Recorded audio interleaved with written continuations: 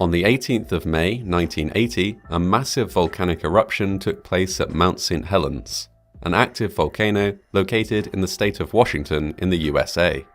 This massive explosion had been preceded by months of lesser volcanic and seismic activity, but nonetheless, nobody was prepared for the scale of the disaster which ensued. The eruption of Mount St. Helens would claim more than 50 lives, cause billions of dollars of damage, and have a lasting impact on a massive swathe of the country. Mount St. Helens is a relatively young volcano, having only formed within the last 40,000 years.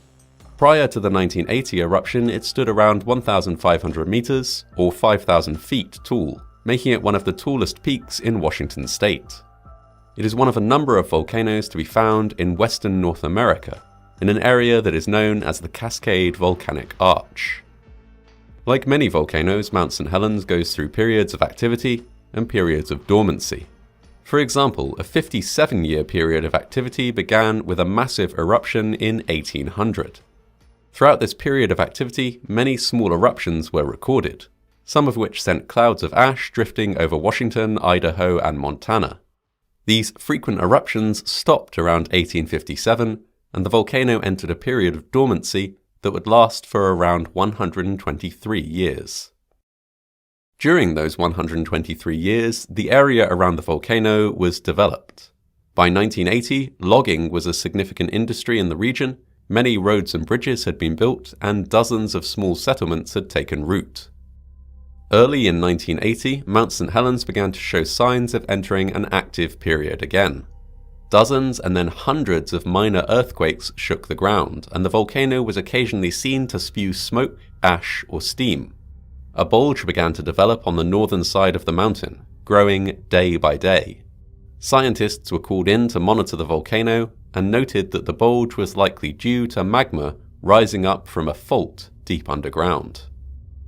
While these developments were concerning to scientists, they also drew hundreds of sightseers to the area to watch the now frequent eruptive activity from what they believed to be a safe distance.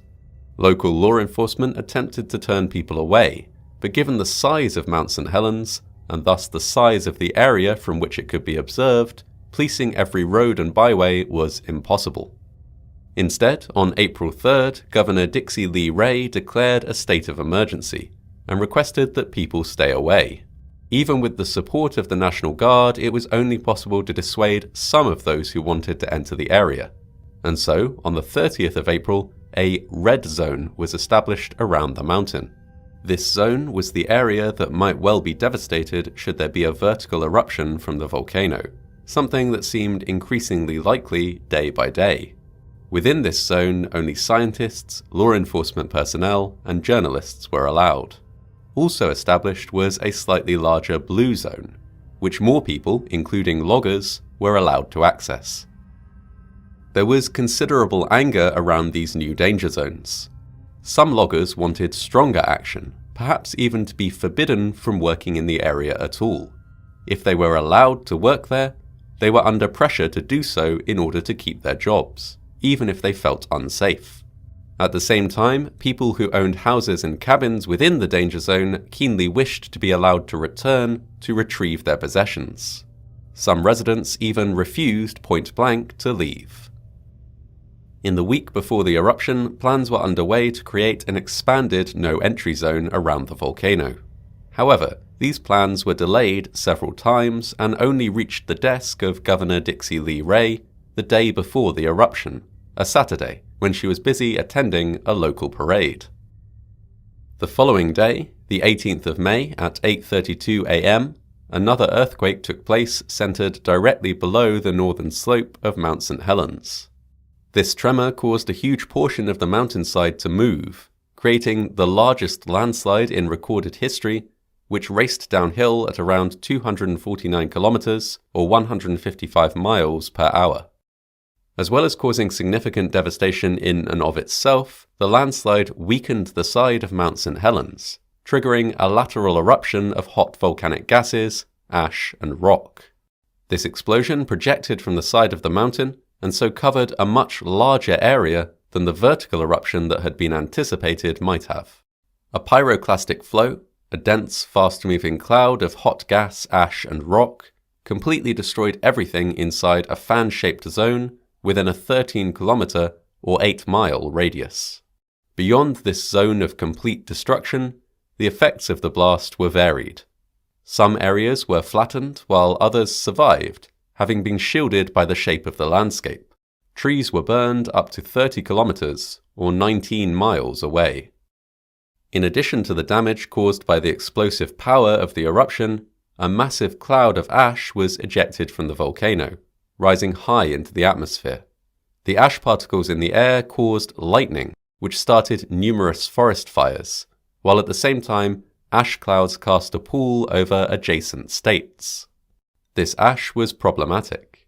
It clogged machinery, short-circuited electrical transformers, killed livestock, polluted drinking water, disrupted air travel, and reduced visibility to such a degree that it caused several traffic accidents. In addition to this, the eruption also liquefied several mountain glaciers, causing fast-moving mud flows that swept along river channels, destroying riverside properties, and sweeping away bridges and other infrastructure, burying the landscape in mud. In total, at least 57 people died as a result of the eruption of Mount St. Helens, though the death toll might have been higher, as some bodies were never found. These deaths included 30-year-old volcanologist David Johnston. On behalf of the US Geological Survey, he had been observing the volcano from a post situated at what had been thought to be a safe distance. His observations had helped to persuade authorities not to reopen the red zone around the volcano, thus considerably reducing casualties from the disaster. Also killed was 48-year-old photographer Robert Landsberg, who witnessed the eruption and in his final moments shot a series of photographs of the mountain. He then rewound his film into its case, stowed it in his backpack, and shielded this pack with his body as the pyroclastic flow swept over him.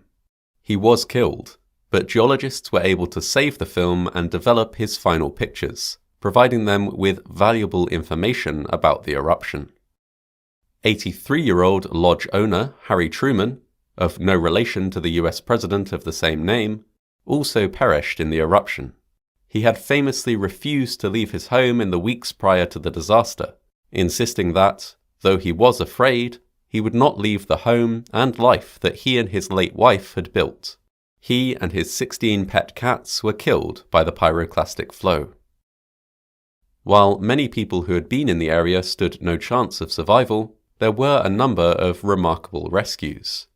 National Guard pilot Jess Hageman spent days flying through dense clouds of ash with negligible visibility, navigating as best he could given that most landmarks in the area had been destroyed or buried.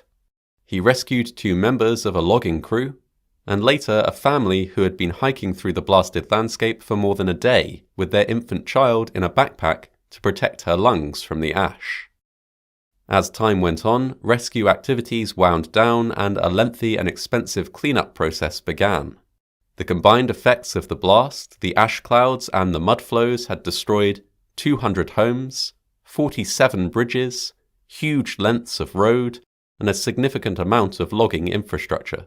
Forests close to the site of the eruption had also been devastated, with thousands of trees flattened or swept into rivers.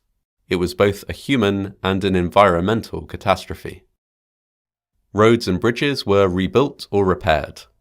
900 million kilograms or 900,000 tons of ash were removed from roads, and routes into affected areas were eventually re-established, with loggers beginning work again towards the end of the year. Over the course of years and decades, plants and animals slowly returned to the devastated area around the volcano, providing scientists with a unique insight into how nature recovers following this kind of massive disruption. Even as the area slowly recovered, Mount St. Helens continued to be active. From 1980 to 1986, there were numerous smaller eruptions, none of which were on the scale of the 1980 disaster. More recently, there was a significant amount of activity in the early 2000s, with small eruptions of ash and steam and new lava domes forming in the crater of the volcano. scientists continue to monitor the volcano closely. While the size of eruptions cannot be predicted far in advance, it is likely that, just as there was in 1980, there will be some warning of an impending large eruption. When this warning is observed, the actions taken in response will